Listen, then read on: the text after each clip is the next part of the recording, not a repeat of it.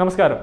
രാജ്യം ലോക്സഭാ തെരഞ്ഞെടുപ്പിന്റെ അവസാന ഘട്ടത്തിലേക്ക് കടക്കുമ്പോൾ ആത്മവിശ്വാസം പ്രകടിപ്പിച്ച ഉത്തർപ്രദേശ് മുഖ്യമന്ത്രി യോഗി ആദിത്യനാഥ് 400 പാർ ഫിർ ഏക് ബാർ മോദി സർക്കാർ തുടങ്ങിയ മുദ്രാവാക്യങ്ങൾ പെട്ടെന്നുണ്ടായതല്ലെന്നും കഴിഞ്ഞ 10 വർഷമായി രാജ്യത്ത് വന്ന മാറ്റങ്ങൾ മൂലമാണെന്നും അദ്ദേഹം പറഞ്ഞു. ജൂൺ 4-ന് BJP NDA 400 പാർ എന്ന ലക്ഷ്യം കൈവരിക്കുമെന്ന് മുഖ്യമന്ത്രി യോഗി ആദിത്യനാഥ്.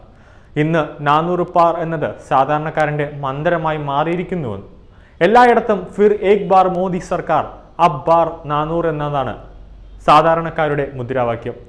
മോദിയുടെ ഭരണത്തിൽ താഴെത്തട്ടിലുള്ളവർ പോലും സന്തുഷ്ടരാണെന്നത് വ്യക്തമാണ്. ഓരോ മേഖലയും മോദിയുടെ മാറ്റമുണ്ടായി എന്ന് വേണം പറയാൻ. Highway, railway, AIIMS, IIT, IIM, Ghar Ghar Nal Se Jal, Kisan Samman Nidhi തുടങ്ങിയ മേഖലയിൽ പ്രവർത്തനങ്ങളോടെയാണ് ഇത് സംഭവിച്ചത്. പാവപ്പെട്ട ക്ഷേമ പദ്ധതികളിലൂടെ സർക്കാരിന്റെ എല്ലാ മേഖലയും ഇന്ന് സമ്പന്നമായി എന്ന് കാണാൻ സാധിക്കും. ഭരണഘടനയെ ഏറ്റവും പരിഹസിച്ചവരാണ് ഇവരെന്ന് പ്രതിപക്ഷത്തിന്റെ ഇന്ത്യ സംഘത്തെ കടന്നാക്രമിച്ച് യോഗി പറഞ്ഞു. ബാബ അംബേദ്കറുടെ വികാരങ്ങൾക്ക് വിരുദ്ധമായി ആണ് അന്നത്തെ കോൺഗ്രസ് ഭരണഘടനയിൽ ആർട്ടിക്കിൾ 370 ഉൾപ്പെടുത്തിയത്. 1975-ൽ അടിയന്തരാവസ്ഥ ഏർപ്പെടുത്തി ഭരണഘടനയെ കഴുത്ത് നെരിച്ച് കൊന്നവരാണിവർ. മതത്തിന്റെ അടിസ്ഥാനത്തിൽ സംവരണം നൽകാനാവില്ലെന്ന് അംബേദ്കർ പറയുകയുണ്ടായി. എന്നാൽ SC, ST, OBC കോട്ടയിൽ നിന്ന് കുറച്ച് ശതമാനം വെട്ടി ന്യൂനപക്ഷങ്ങൾക്ക്, പ്രത്യേകിച്ച് മുസ്ലിമുകൾക്ക് നൽകാൻ കോൺഗ്രസ് ശ്രമിച്ചു. ആന്ധ്രാപ്രദേശിലും കർണാടകയിലും കോൺഗ്രസ് അത് തന്നെയാണ് ചെയ്തുകൊണ്ടിരിക്കുന്നത്. മതപരമായ സംവരണത്തെ അനുകൂലിച്ച് സംസാരിക്കുന്ന പ്രതിപക്ഷ പാർട്ടികൾ അവരുടെ ലക്ഷ്യം ഇന്ത്യയെ ഒരു മുസ്ലിം രാജ്യമാക്കുക എന്നതാണ്. മുസ്ലിമുകൾക്ക് സംവരണം നൽകുമെന്ന് 2012-ലും 2014-ലും സമാജ്വാദി പാർട്ടിയുടെ പ്രകടന പത്രികയിൽ എഴുതിയിട്ടുണ്ടായിരുന്നു.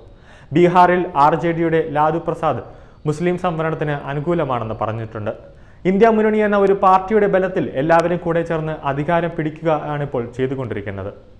അവർ മോദിയെ എങ്ങനെയെങ്കിലും താഴെയിറക്കണം എന്ന രീതിയിലാണ് അവർ നിൽക്കുന്നത്. ഈ മുന്നണി മോദിയെ താഴെയിറക്കാൻ പോലും കഴിയില്ല എന്നത് അവർക്ക് മനസ്സിലായി.